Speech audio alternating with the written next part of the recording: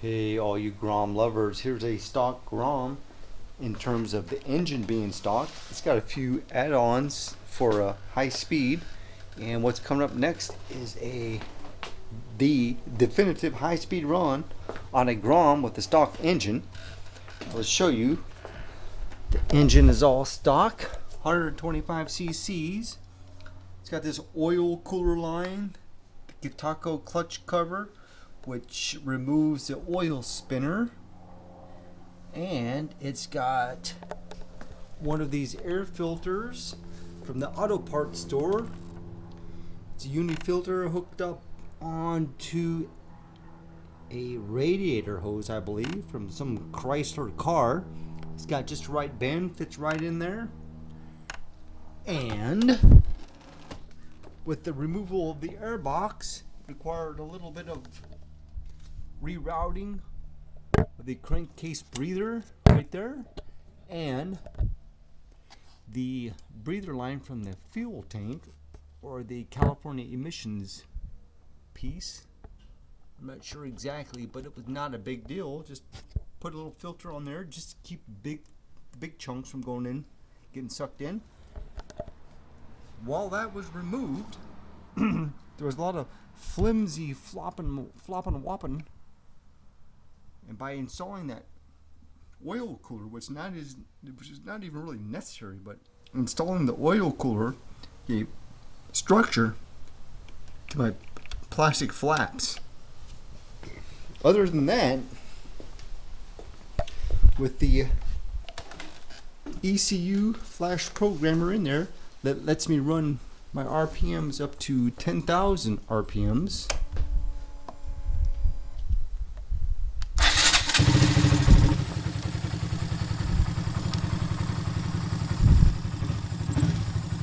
Up to 10,000 RPMs. The gauge, which you can't really see, shows up to 10,500. So my suspicion is 10,000 is fine.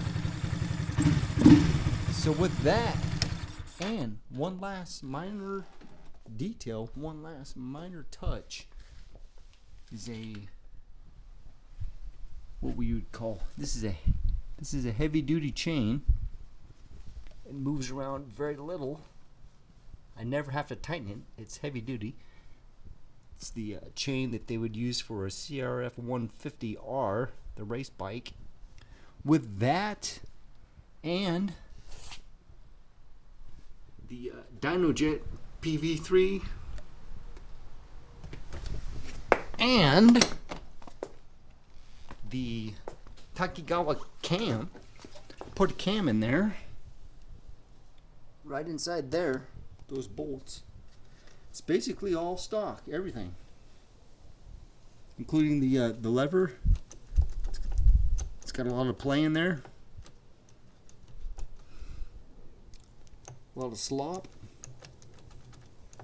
But when you have, when you're working with like 10 horsepower, I don't think that's really an issue, and there's nothing to adjust. Other than that, some thicker oil in the forks, which do not leak.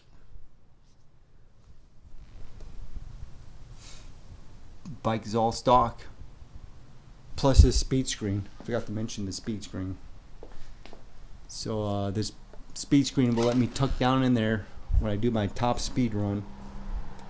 I'll actually be able to get a little more aerodynamics